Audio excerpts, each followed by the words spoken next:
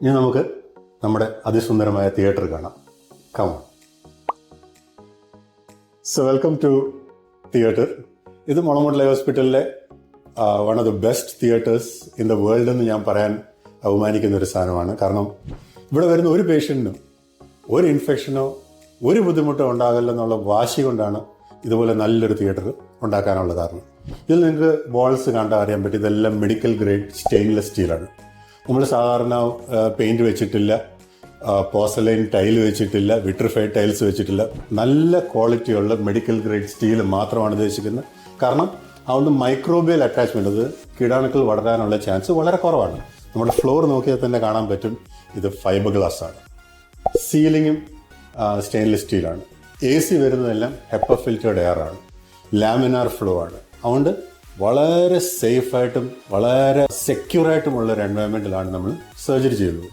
അതുമാത്രമല്ല, നമ്മൾ ഒരു പേഷ്യൻറ്റിന് ഒരു എക്സ്പീരിയൻസ് കൊടുക്കാൻ ആഗ്രഹിക്കുന്നത്, നമ്മുടെ തിയേറ്ററിൽ കയറുമ്പോൾ തന്നെ നല്ലൊരു കാം ആംബിയൻസ്, വളരെ ശാന്തമായിട്ടുള്ള മലയാളം ക്ലാസിക്കൽ സോങ്സ് ഇവിടെ ഇടുന്നു. ആ സോങ്സ് ഇപ്പം ഞാൻ കേൾപ്പിക്കുന്നില്ല, കാരണം എന്തെങ്കിലും കോപ്പറേറ്ററിൻ്റെ ഇഷ്യൂ വന്നാലോ എന്ന് വെച്ചോണ്ട്. പക്ഷേ ഏത് പേഷ്യൻറ്റും നമ്മുടെ തിയേറ്ററിൽ വന്നിട്ട് നല്ല പാട്ട് കേട്ട് വളരെ സമാധാനമായിട്ട് സർജറി ചെയ്യാം.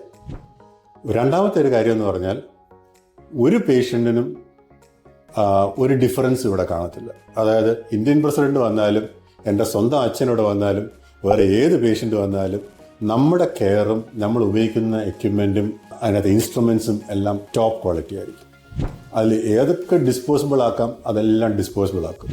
നമ്മുടെ തിയേറ്ററിൻ്റെ വെളിയിൽ ETO സ്റ്റെറിലൈസർ എന്ന സാധനമില്ല. ആ സ്റ്റെറിലൈസർ ഉണ്ടെങ്കിൽ നമുക്ക് ഏത് ഡിസ്പോസിബിൾ ഇൻസ്ട്രുമെൻറ്റും വേണേൽ 2-3 പ്രാവശ്യം ഒന്നുകൂടെ ഉപയോഗിക്കാം. അങ്ങനെ ഒരു സാധനം ആദ്യം മുതൽ മുളമുണ്ട് ലൈവ് ഹോസ്പിറ്റലിലില്ല. ഒരു പേഷ്യൻറ്റിന് കംപ്ലീറ്റ്ലി ഡിസ്പോസിബിൾ സാധനങ്ങൾ ഉപയോഗിക്കുക. അതുകൊണ്ട് എന്ത് കോസ്റ്റ് ആയാലും അത് സഹിക്കാൻ തന്നെ തീരുമാനിച്ചാണ് ഞാൻ ചെയ്തിരിക്കുന്നത്. അതുകൊണ്ട് നമുക്ക് വലിയൊരു ബെനിഫിറ്റ് ഉണ്ടോ എന്ന് ചോദിച്ചാൽ ഇല്ല. പക്ഷേ പേഷ്യൻസിൻ്റെ ആ സമാധാനം, സന്തോഷം, അവർക്ക് കിട്ടുന്ന റിസൾട്ട്, അത് കാണുമ്പോഴാണ് it is all worth it.